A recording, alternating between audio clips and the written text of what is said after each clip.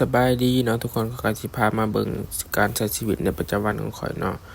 ก็คือสิคือกับคนทั่วไปเลยเนาะชีวิตในวัยทำงานของเราตื่นเช้ามาแล้วก็นอนอาบน้ำล้างหน้าแปรงฟันไปเฮ็ดงานค่ำมาแล้วก็นอนเนาะจะประมาณนี้เลยเนาะมาแล้วตอนนี้ก็แปรงแขวก่อนเนาะชีวิตนี่แหละเนาะชีวิตคนในเมืองหลวงของเราบ่มีหยังหลายดอกมีแต่วนไปวนมาแบบนี้แหละเนาะทุกคนเนาะวนเช้าค่ำค่ำเช้าอยู่แบบนี้แหละเนาะมาตอนนี้เราก็มาล้างหน้าโดยสบู่เคยไผไต้เหนือเนาะสบู่นี่เจ๊งไปโดนแล้วแหละเป็นสบู่ของข้อยเองเด้อทุกคน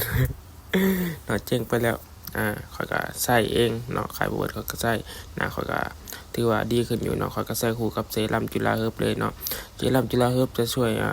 ลดหน้ามันกระชับรูขุมขนได้ดีลดสิวเสียนลดสิวอุดตันเด้อไปที่หน้ามันหน้ากรรมพันธุ์เป็นสิวเสียนสิวอุดตันข้อยแนะนำเลยเด้อทุกคนมาตอนนี้เขาก็ย่างออกมาแต่หอนก็ย่างออกมาในซอยแล้วมาวันนี้ก็สิมาแวะซื้อข้าวอยู่นี่เนาะเพราะว่าร้านประจำวันนี้สิมาซื้อข้าวอยู่ทุกมื้อแล้วก็มาสั่งชาเขียวแล้วก็ได้แล้วเขาก็ไปบัดนี้ไปย่างต่อข้อยก็สิมาแวะอยู่ห้องแม่เนาะเพราะว่าแม่ข้อยเฮ็ดของกินขายเด้อทุกคนข้อยก็สิมาแวะกินข้าวอยู่นี่เนาะก่อนจังไปตอนนี้ก็ย่างมาแล้วเนาะกินข้าวหยังแล้วก็ย่างมาก็ติดไฟแดงซะก่อนเนาะอันนี้แม่นไฟแดงมันอิหยังพญาไทเนาะตอนนี้มาฮอดซอย23เราก็ย่างเข้ามาเลยเนาะย่างไปเรื่อยๆเนาะบ่ได้เฮ็ดงานของข้อยมาแล้วก็มี PGNT มาย่างตัดสงสัยจะเข้ากล้องนำแล้วทุกคนเฮาก็ไปเรื่อยๆนี่แหละสุดท้ายเฮาก็ฮอดโรงงานแล้วนี่แหละชีวิตประจำวันของข้อย